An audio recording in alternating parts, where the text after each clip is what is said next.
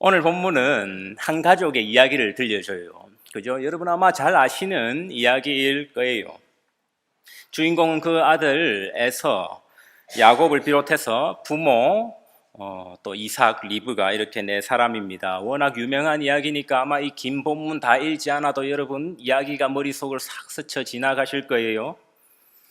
좀 더 단순하게 우리가 살펴봐서 이를 간략하게 이야기할 수 있겠지요. 야곱이 이삭 속이고 형 에서도 속이고 복을 가로챈 이야기 아니냐라고 할 수 있겠지만 사실 그렇게 단순한 건 아니에요.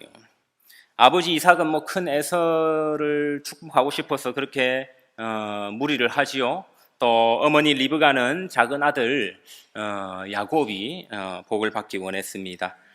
한마디로 오늘 이야기는 부부의 생각이 달랐던 데서 시작합니다.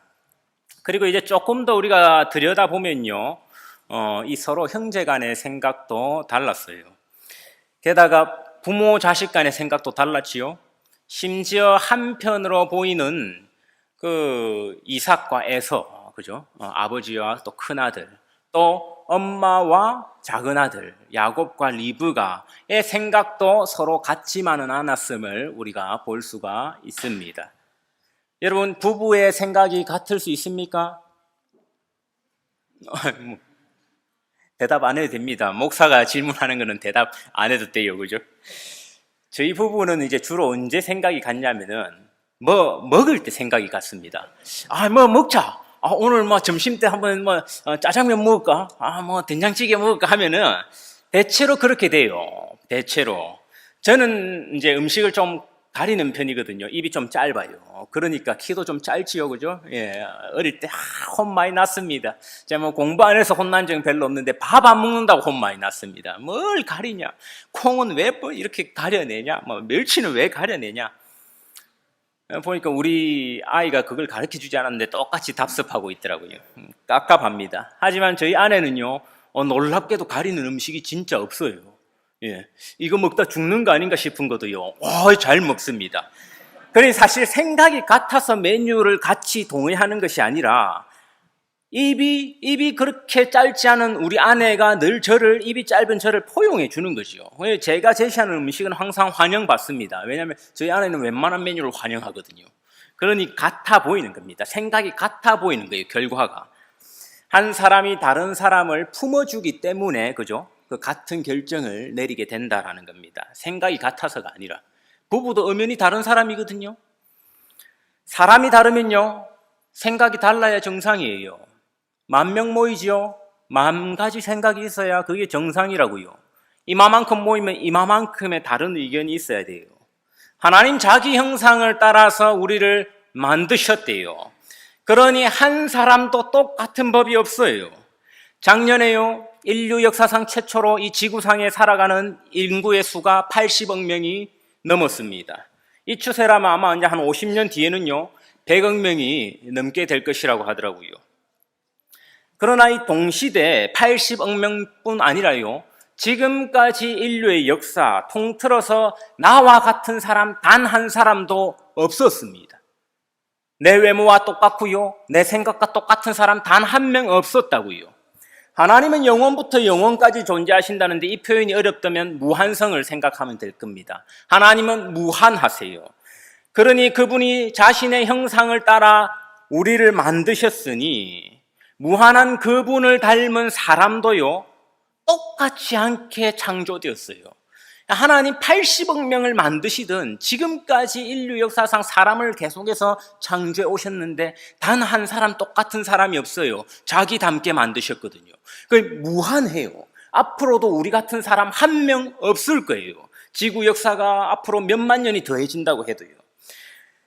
비록 타락으로 인해서 우리 육신은 유한해졌지요. 우리 육신은 더 이상 무한하지는 않아요. 하지만 우리 생각은요, 무한해요. 무한해요. 우리는 생각으로 무한성의 개념을 창조할 수 있어요. 100년 뒤에도요, 사람은 오늘날과 다르지만 우리가 듣는 음악과 전혀 다르지만 새로운 음악, 즐거운 음악 창조해낼 거고요, 오늘과 다른 그림, 새로운 그림을 만들어낼 거예요. 새로운 과학 이론들, 여러 가지 기술 이론들을 연구해낼 거라고요. 왜요? 우리도 그분의 무한성을 닮았거든요. 사람의 창조성을 보면요, 기가 막힙니다. 끝이 없어 보여요. 저마다 서로 사는 80억 명 한 지구 위에 살아가고 있습니다. 단 한 사람의 성격, 외모 같지 않아요. 오늘 이 순간에도 누군가는 죽지만 그 죽는 누군가와는 전혀 다른 새 생명이 태어나고 있어요. 각기 다른 사람들이 살아가려니까 갈등을 피할 수 없겠지요. 그러니 인류는 계속해서 여러 가지 제도들과 이 장치들을 마련해 왔습니다. 다양성 속에 합의를 이루기 위한 민주주의가 발달하기도 했고요. 또는 이 다양성 자체를 억압하는 이 공산주의 같은 제도가 생기기도 했지요. 법과 원칙도 발달했습니다. 내 생각에 보니까 이 도로는 한 20마일 정도로 달리면 안전할 것 같아 라고 생각해서 20마일을 달리는 게 아니라요, 여러 사람 생각이 다르니까 법으로 20마일 딱 정해놨습니다. 그래서 우리는 그걸 지켜서 가야 되는 겁니다. 우리 교회 올 때 보면 서비턴 로드 오지요? 그 몇 마일 달려야 됩니까? 20마일입니다. 원래 30이었는데 작년인가 20마일로 줄였더라고요. 저 같은 경우는 저는 성격이 좀 급한 편인데 속 터져요. 이거를 왜 20마일로 줄여가지고 막 어떨 때는 막 경찰이 있나 없나 한번 보고 막 한 30마일 달려도 될 것 같은데, 그래도요 저 20마일로 달립니다. 하나님이 무서워서요? 아니, 벌금이 무서워가지고. 제 생각과는 달라요. 제 생각과는. 내 생각이 안전할 것 같아서 제가 20마일로 달리는 것이 아니라 여러 사람 다른 사람 생각이 있으니까 원칙을 지키는 거지요. 이러다 저마다 다른 사람이 함께 살아가기 위해서는 제도, 법, 원칙 따위가 필요하지요. 교회도 마찬가지입니다. 질서가 필요합니다. 서로 다른 지체가 모여서 한 몸을 이룬다고 합니다. 손이 다르고 발 다르고 눈 달라요. 한 몸을 근데 이뤄야 돼요. 손 따로 발 따로 되면 그 몸 건강한 몸 아닌 거 우리 잘 알잖아요. 그러니 바울이 로마서 15장 7절에서 뭐라고 합니까? 그리스도께서 우리를 받으신 것처럼 너희도 서로를 받으라 합니다. Accept each other라고 하죠. 서로 이해해보라, understand each other 이렇게 하지 않습니다. 나도 내 자신이 이해되지 않을 때가 있는데 우리가 감히 어떻게 누가 남을 이해해요? 남은 이해하기 어려워요.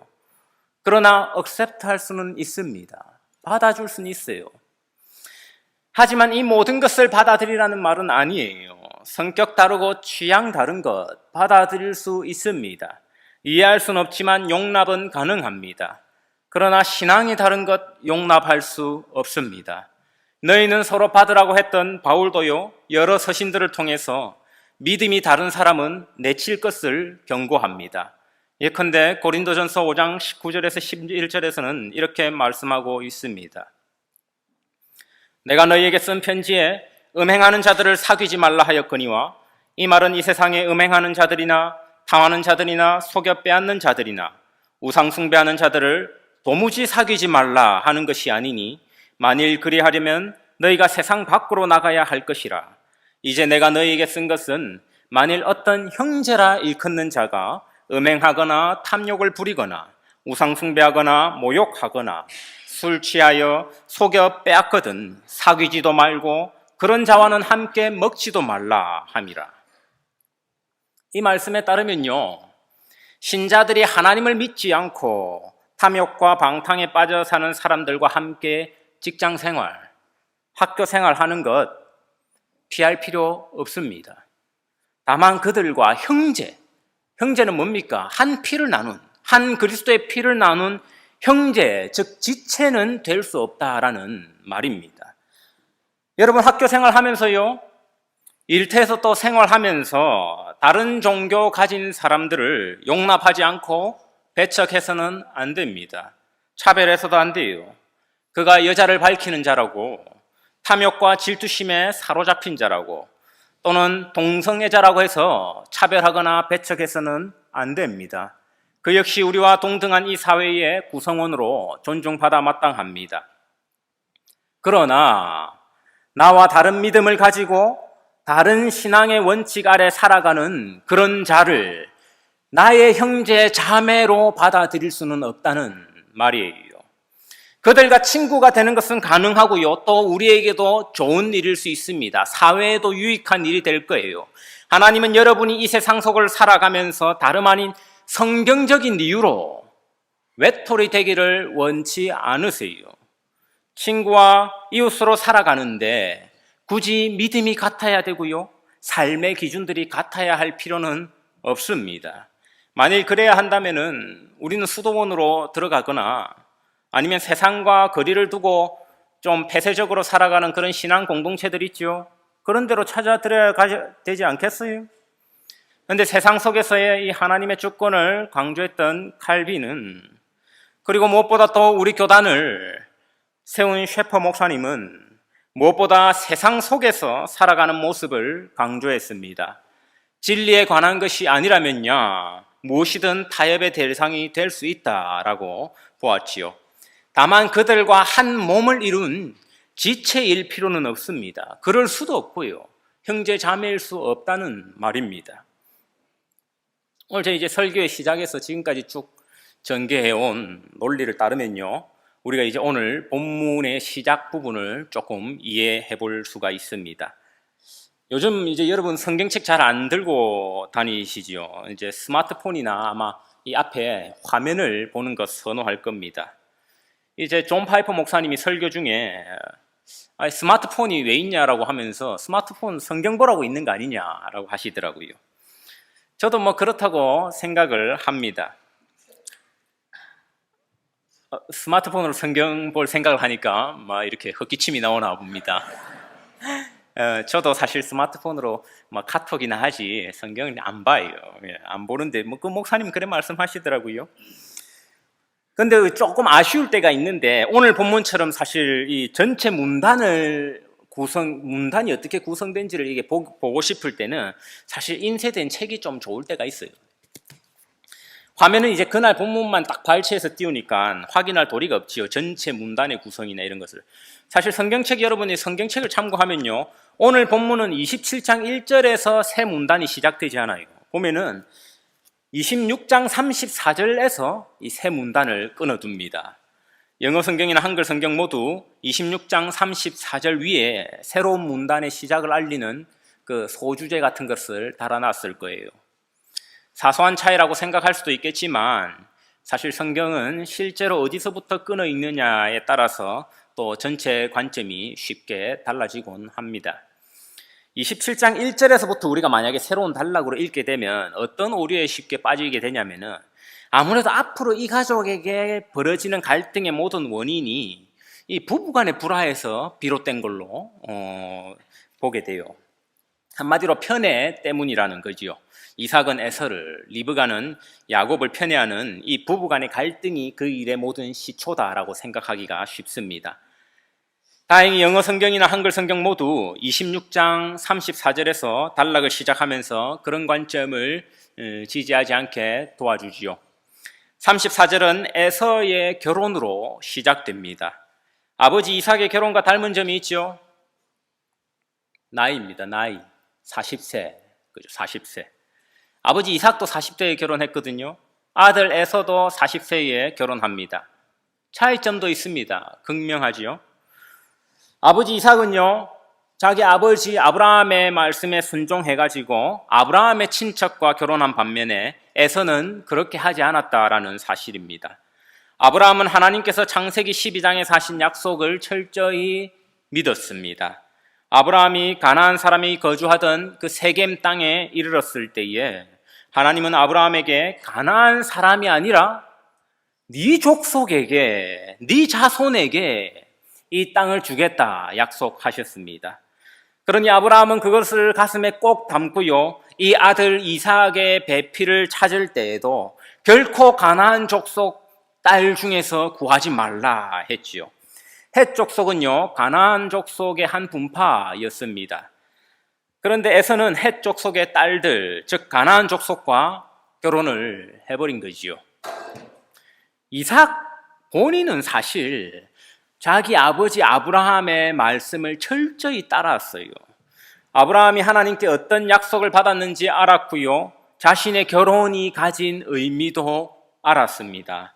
그러나 아들 에서의 결혼에 있어서는요, 어떤 이유에서인지 이삭의 역할이 돋보이지 않아요. 성경이 침묵하고 있으니까 우리도 사실 그 구체적인 이유를 알 도리가 없지요. 다만 알 수 있는 점은요, 이삭과 리브가 부부가 이 일로 인해서 크게 근심했다라는 겁니다. 그리고 바로 이 근심이 오늘 본문에서 일어나는 모든 가족 불화의 원인임을 보여주기 위해서 문단을 여기서 끊고 있는 것입니다. 이어지는 27장 1절에서는요, 이삭이 큰 아들 에서만 이렇게 따로 부르는 모습을 볼 수 있어요. 그 당시에 문화를 따지면 보통 죽기 전에 유언을 남길 때는요, 자기가 남긴 모든 아들들을 불러놓고 하는 것이 전통이었습니다. 창세기 49장과 50장에 야곱이 죽을 때의 모습에 잘 나타나지요. 그런데 이삭은 그 관습을 따르지 않고요, 에서만 따로 부릅니다. 야곱 몰래 따로 부른다고요. 당시에는 처음 난 자, 장자에게 축복의 우선권이 있었습니다. 그러니 사실 이삭의 이런 모습은 이상하게 보이는 거예요. 장자가 축복을 받는 건 당연한데 굳이 따로 부를 필요는 없거든요. 그냥 그 관습대로 모든 아들을 불러놓고 장자에게 축복을 하면 그만이라고요. 왜 따로 불러요? 하지만 이 이삭의 꿈꾸고 있는 우리는 그 앞에 25장을 보면은 이해하게 되지요. 25장 23절에서요, 에서와 야곱이 태어날 때 하나님이 하신 약속이 있습니다. 이 족속이 저 족속보다 강하겠고 큰 자가 어린 자를 섬기리라 하면서 야곱이 에서를 섬기게 될 것이라고 하나님이 말씀하셨지요. 그러니 이삭의 행동은 지금 여러모로 앞뒤가 맞지 않습니다.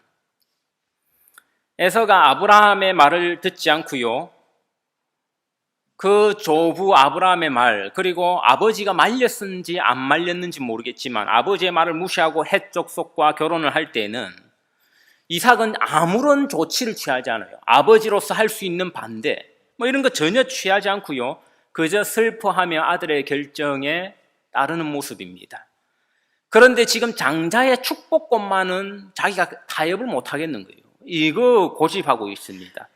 그러면서 자기 마음에도 하나님이 하셨던 그 약속이 마음에 걸렸는지 떳떳하게 온 가족이 모인 데서 축복을 하려고 하지 않고요, 에서만 몰래 따로 부른 겁니다. 아내 리브가는 이 모습을 눈치챘지요. 그 화가 나는 겁니다.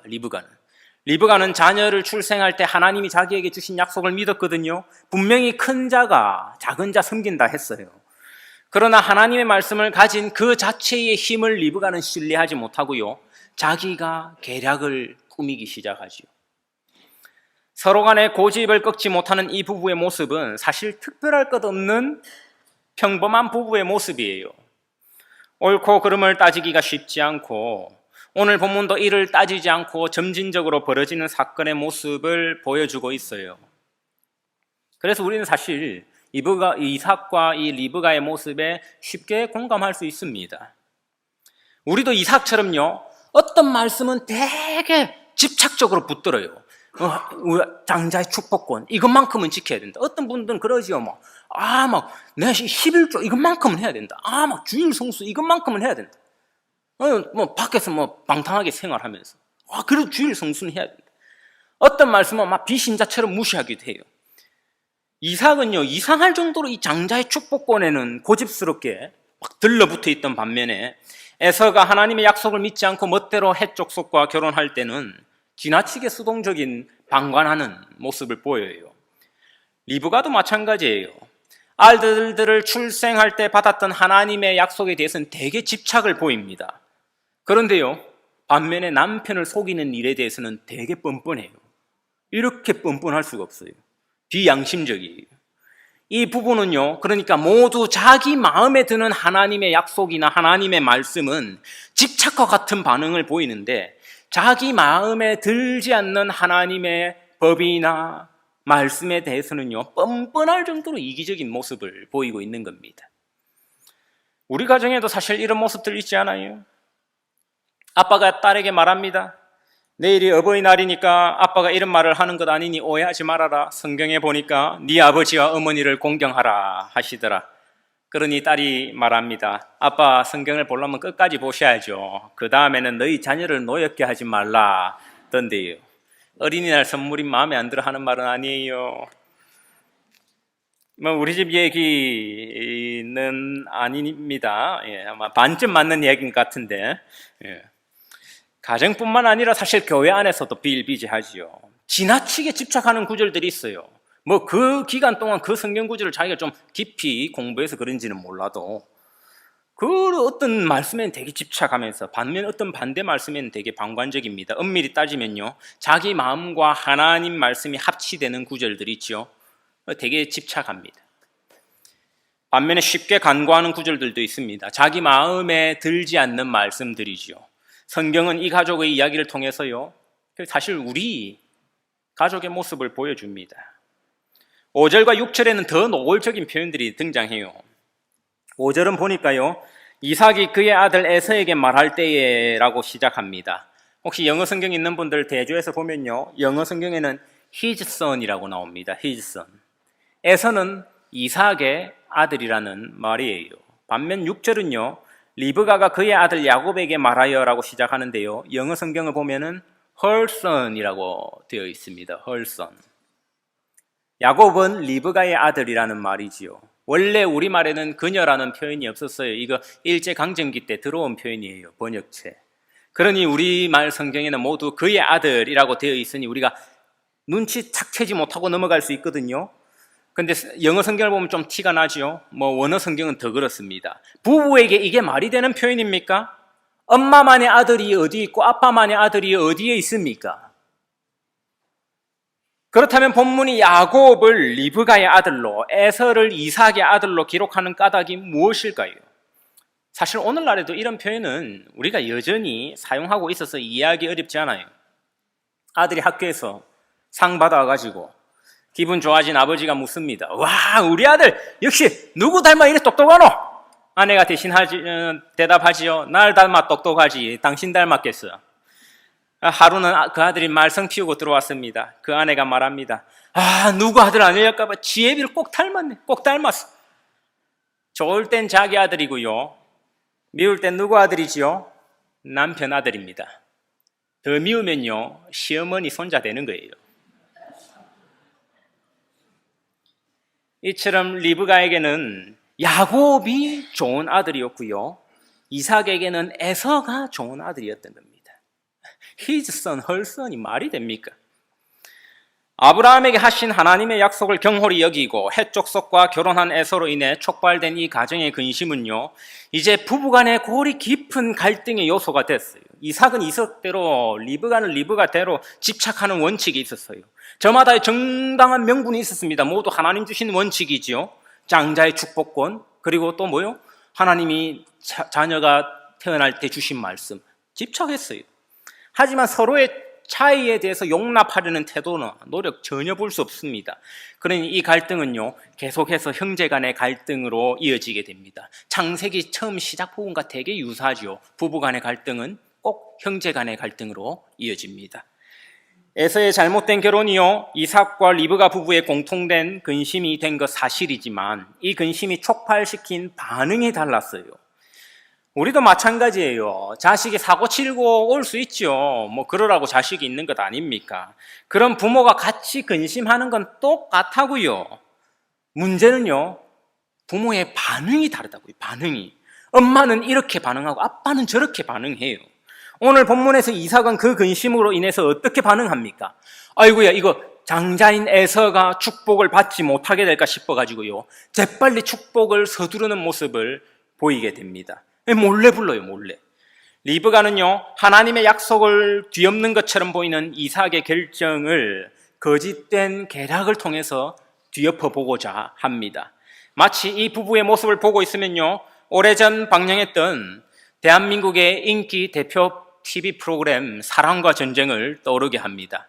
마지막이면 항상 그 신고 아저씨가 4주 후에 뵙겠습니다 라고 했던 그 이혼을 앞둔 부부가 재산 분할을 두고 자기에게 유리한 증거들을 모으는 모습과 흡사합니다.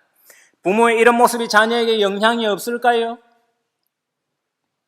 리브가의 계략에는요, 반드시 야곱이 동참해야 가능합니다. 8절에서 리브가는 야곱에게 자기가 시키는 대로 하라고 하지요. 야곱이 어떻게 해요? 주저해요. 아버지 무섭거든요. 주저한다고요. 그러면서 계속 물어요, 엄마한테. 본인도 불안하니까. 그러자 13절에서 리브가는요, 다시 설득할 생각하지 않고요, 어머니의 권위로 강력하게 말합니다. 내 말만 따르고 가서 가져오라. 이 사실 오늘날 우리말로 번역하면 뭐겠습니까? 시끄럽고 입 다물고 엄마 시킨 대로 해라. 니는 딱 엄마 시킨 대로만 해라. 그리고 뭐라 합니까? 책임도 자기한테 돌리죠. 만약에 걸리도 다 이거 엄마 잘못이다. 엄마 잘못이다. 지금 성경 본문이 이 말이에요, 이 말. 그렇다고 해서요, 성경은 야곱을 어머니 리브가의 계략의 희생자로만 묘사하지 않습니다. 11절과 12절에서 야곱의 야곱이 말하는 대답을 한번 보세요. 야곱의 대답에서요, 아버지를 속이는 데에 대한 양심의 가책이나 도덕성에 대한 고민을 조금도 볼 수가 없습니다. 구약은 철저하거든요. 내 부모를 공경하라. 출애굽기 20장 같은 거. 잠언 1장과 6장에는요. 내 아비의 훈계를 들으며 내 어미의 법을 떠나지 말라며 중요한 율법을 세워뒀습니다. 부모의 권위를 하나님께서는 가장 먼저 세워두셨다고요. 10계명에서도 그렇지요. 그러나 야곱은 오로지 지금 11계명에 대한 걱정만 하고 있습니다. 11계명 여러분 다들 아시지요? 무엇입니까? 11계명. 11가지 계명, 11계명이 제일 중요하죠. 들키지 말라. 그죠? 너희가 이 모든 일을 범할지라도 들키지 말라.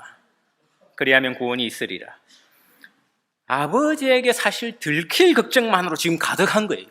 다행인지 모르겠지만 이삭은 이상한 낌새를 느끼긴 해요. 중간에 약간 서스펜스가 있죠. 본문을 쭉 읽다 보면. 그러나 눈치채지 못하고 결국 리브가의 계략대로 야곱을 축복하게 됩니다. 정말 간발의 차로 에서가 돌아와요. 사냥해서. 그리고 별미를 만들어가지고 아버지 앞에 나아가죠. 그리고 이 사건의 전말이 쫙 펼쳐집니다. 그렇다고 해서요, 성경이 지금 에서를 순수한 피해자로만 묘사해요. 우리 본문이. 우리가 오늘 예배 시간에 읽지는 않았지만요. 성경은 그렇지 않아요. 여기에서도요, 에서의 불순한 마음을 보여줍니다. 우리가 함께 읽지는 않았지만 오늘 본문 31절에 보면요, 에서가 아버지에게 요리를 가지고 다가가는 장면이 나와요. 이때 아버지여라고 부르며 나갑니다. 여기서 사용된 히브리어 단어는요, 18절에 나오듯 야곱이 이삭에게 다가가며 사용한 내 아버지여, 또는 창세기 22장 7절에 이삭이 아브라함에게 내 아버지여라고 부른 것과 약간 단어가 달라요. 좀 더 편한 호칭입니다. 그러니까 아빠까지는 아니라 해도요, 약간 격식을 덜 차린 호칭이라는 거예요. 아버지를 가깝게 여겨서 그렇게 불렀다라고 볼 수도 있지만 지금 맥락을 고려해서 쭉 읽으면요, 이건 뭡니까? 에서가 약간 지금 기분 좋고 들떠 있는 거예요. 아무래도 우리 신나고 기쁘게 되면 좀 격식을 좀 덜 차리게 되잖아요. 정확히 말하면, 그죠? 정말 좀 예의를 없다보다는 격식을 덜 차리는 거예요. 평소 감독에게는 말을 걸기 주저하는 선수들이요, 극적인 승리를 거두고 나면 먼저 감독에게 뛰어가가지고 안기기도 하고요, 감독을 막 행가래 쳐대기도 합니다. 그 순간이 기쁘고 정말 즐거워서 그래요. 그 축하의 순간이 딱 지나가고 차분해지죠. 그리고 그 다음날 훈련 시간이 다가오면요, 선수들을 예 감독님 합니다. 예 감독님. 어제 그 축제는 끝났거든요. 축복을 앞둔 지금 에서도요, 지금 그런 기분이 돼가지고 아버지를 평소보다 가벼운 호칭으로 부른 겁니다. 이 원문의 히브리어 단어를 그대로 번역하기가 어려워요. 왜냐면 아빠도 아니고 아버지도 아니거든요. 그 사이쯤 어딘가 있는 겁니다. 그러니까 아버지보다는 격식이 약간은 떨어진 표현이에요. 오늘은 가족연합 예배라 우리 또 자녀들과 함께 예배하고 있습니다. 여러분 어린 자녀들에게 한번 질문을 할게요. 여러분 용돈 다 받지요? 용돈이라고는 받아보면 표정이 없는 표정이네. 그래, 용돈 안 받아요? 좀 주세요. 예. 내라도 이래 좀 여러 가지 좀 돈을 받고 올까? 참. 여러분 용돈 받고 살다 보면 좀 더 필요할 때도 있고 이렇지요. 만족함을 배워가지고 너무 잘 배웠네. 예. 여러분도 사실 그 마냥 어리지만은 않을 낀데 눈치 없이 최신 스마트폰을 덜컹 사달라든지 스마트워치 사달라든지 그런 거 못 할 거예요. 근데 여러분 나중에 여러분 정말 놀라운 일이 있는데 여러분 부모님 돌아가시고 나면요. 여러분 부모님의 재산은 모두 여러분 거 돼요. 집, 차, 뭐 부모님 땅, 부모님 돈 전부. 그게 흔히 말하는 유산이라는 단어가 가진 뜻이에요. 유산. 거기에 대한 부모님 뜻이 유언이라고 하고요. 윌. 그래서 여러분 그거 생각하면 지금 막 신이 나요? 막 신나요? 그런 생각하면 즐거워? 대답하지만 지금 잘 못 알아들어갖고 내라고 하려고 하는 것 같은데 대답하면 안 돼. 우리 지금 잘 이해를 못해서 그렇습니다. 예. 안 그렇지요. 그죠? 그거 생각하듯이 신이 나요? 이삭이 지금 늙어서 일종의 유언장을 쓰고 있는 거라요. 그 당시 관습에 따라서. 아버지가 살 날이 많이 남지 않아서 아들이 보는 데서 최후의 축복을 하는 겁니다. 복은 좋지만 상황은 신나고 즐거운 것과는 거리가 멀잖아요. 그게 정상이에요. 아버지가 유언을 통해서 저주로 남기고 죽는 집이 얼마나 있겠어요. 유언은 사실 내용 자체는 좋은 내용이라고요. 자녀를 위한 내용이라고요. 유언을 통해 좋은 유산 남기겠지만 사실 자식들은 그 상황이 즐겁지 않은 게 또한 정상이라고요. 그러니 에서의 이런 태도는요, 보는 이로 하여금 아주 씁쓸함을 자아내게 만듭니다. 나이를 거꾸로 먹은 것도 아니고 저렇게 철딱서니가 말이야. 일부러 성경은 교묘하게 단어를 약간 비틀어 두고 있는 거예요. 에서의 들뜬 심정을 보여주는 겁니다. 이처럼 오늘 본문에서 쭉 이어지는 이야기를 통해 우리는 한 가족의 분열을 보게 됩니다. 사실 창세기는 시작에서부터 가족의 분열을 보여줘요. 최초의 부부 아담과 하와는 선악과를 먹은 뒤에 분열하게 되지요. 서로 책임을 떠넘기던 부부 간의 갈등은 가인과 아벨, 즉 형제 간의 갈등으로 이어지게 됩니다. 곧 인류는 죄로 가득하게 되었대요. 그리고 노아의 가족도요, 방주에서 나온 뒤에 다시금 또 죄로 인해서 갈등과 분열을 겪게 됩니다.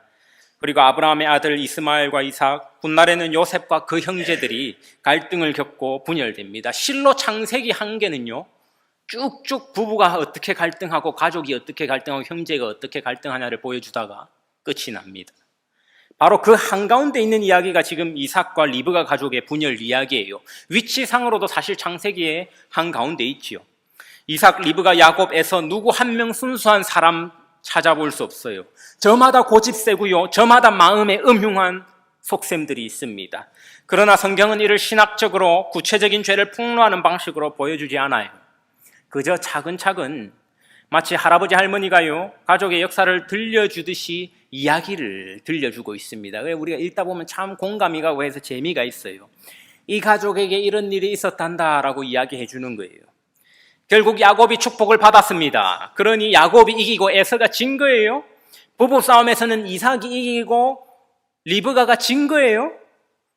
사실 누구의 승리라고 말하기보다는요, 오늘 본문 보면 사실 모두의 패배입니다. 이 일로 인해 분을 품은 에서는요, 야곱을 죽이려고 마음먹습니다. 리브가는 이 에서의 마음을 가볍게 여겨요. 그러니 나중에 본문 44절에 보니까요, 리브가가 뭐라 이야기하냐니까 내 형의 분노가 풀리기까지 몇 날 동안, 며칠 동안 외삼촌 라반과 함께 지내라고 야곱을 보냅니다. 그런데 리브가의 생각처럼 여러분 그게 진짜 며칠이었어요? 잠깐이었어요? 20년이었어요. 리브가는요, 자기가 그토록 사랑하던 아들 야곱 다시는 자기 인생에서 만날 수 없게 됩니다. 어머니에게 그만큼 큰 고통이 어디에 있어요? 다시는 내 아들을 볼 수 없는 고통, 그 상상하기도 힘들잖아요. 가장 큰 고통 아니에요, 사실. 내 인생에 다시는 내 아들 만날 수 없는 고통이 커요. 내 인생에 다시는 내 남편 만날 수 없는 고통이 커요.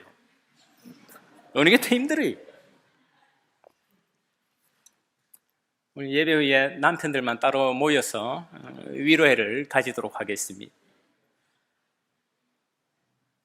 리브가와 야곱은요, 그만큼 죄의 결과를 가볍게 여겼다고요. 고작 며칠 정도면 풀릴 화로 생각하고 이 일을 벌인 겁니다. 오늘날 우리네 가정의 모습이기도 합니다. 형님은 동생이 싫어할 줄 알아요. 고작 며칠이면 풀리겠지 싶어가지고요, 동생을 무시하는 결정을 합니다. 우리 가정에서 그런 일 많지요. 군대 간 오빠의 물건을 온라인 중고장터에 다 팔아치우는 여동생도 봤습니다. 아이고 길어봐야 한 달이겠지 싶은 마음으로 아내가 싫어하는 결정을 내리기도 합니다. 근데 여러분 훗날 뒤돌아보면요, 몇 년이 지났는데, 아니 몇십 년이 지났는데도요, 우리 형님의 마음에, 우리 동생의 마음에, 우리 남편과 아내의 마음에 상처로 남아있는 것을 볼 수가 있어요. 상처 준 사람은 몰라요. 잊어버렸다고요. 근데 상처받은 사람은 그대로 남아있어요. 어릴 때 우리 아빠가 했던 단 한 번의 손찌검, 무심결에 내가 툭 내뱉었던 아내한테 했던 그 한마디, 남편에게 했던 한마디, 내 며칠이면 다 잊혀질 줄 알았는데, 리브가처럼 며칠이면 다 될 줄 알았는데, 길어봐야 몇 년이면 시간이 다 해결해 줄 알았는데, 이 또한 지나가리라 이럴 줄 알았는데, 여전한 가족들의 상처 있지 않습니까? 제일 깊은 상처는요, 사실 제일 가까운 사람만이 줄 수 있거든요. 사실 그러니 이는 오늘날 우리 이야기입니다. 우리 가족 이야기고요, 옆집 이야기고요, 우리 교회 이야기라고요. 우리 가족 안에는 부모 속이는 일이 안 일어나요? 믿음의 가정이라서 그런 일 없어요?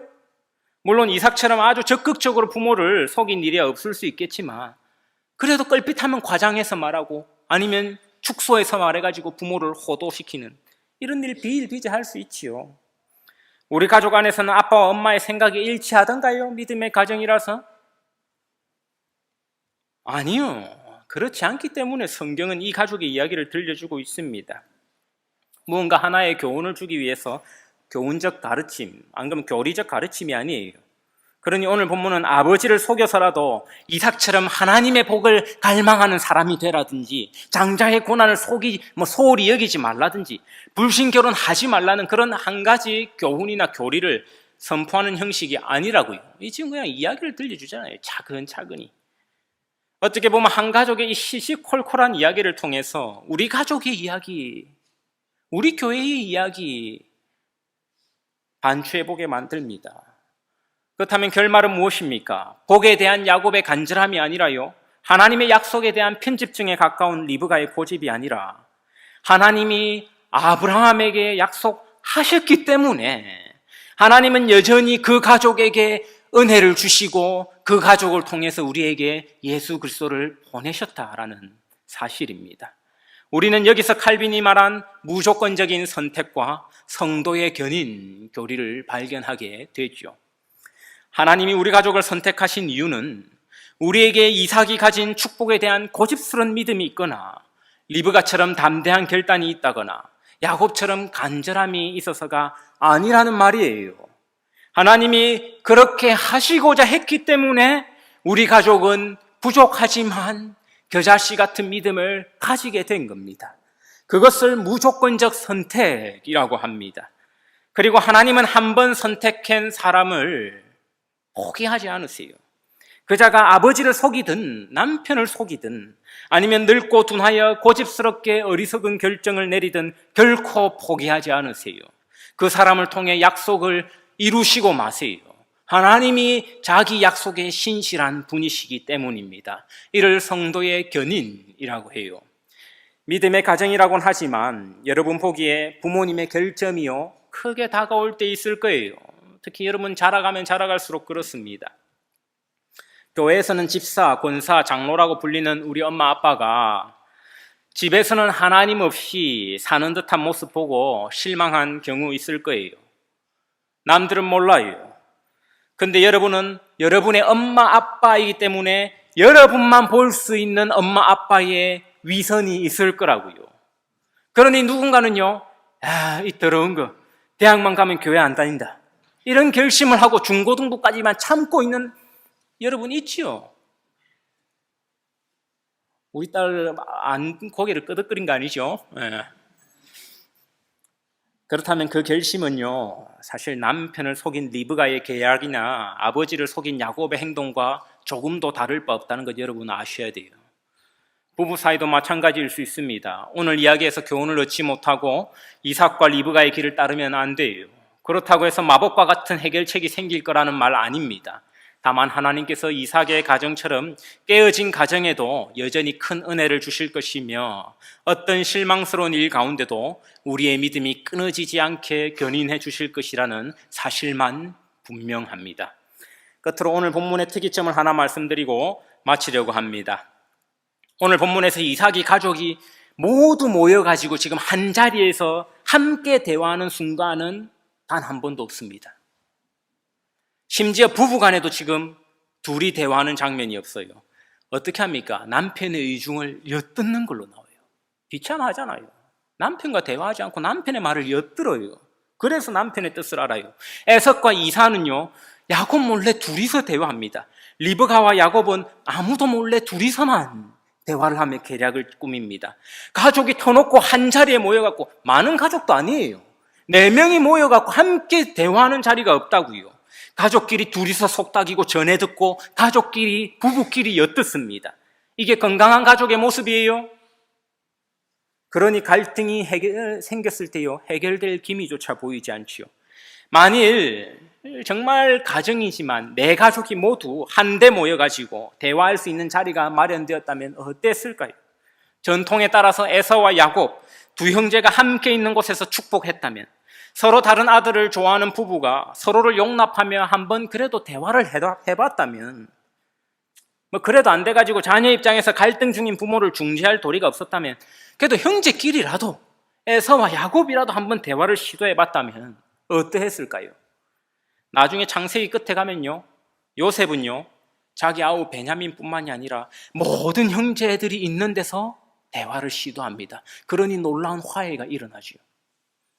오늘 이 가족의 이야기를 통해서 하나님 우리에게 주신 은혜를 감사하면서, 특별히 우리 가족에게 주신 은혜를 감사하며, 지금 겪고 있는 어려움 중에도 우리의 잔꾀나 요령이 아닌 하나님의 약속을 의지하는 법을 배우며 말씀을 핑계로 각자 고집 부리기보다는 서로를 용납하며 대화하려는 마음을 가지는 런던 한인교회 성도님들 되시기를 간절히 축원합니다.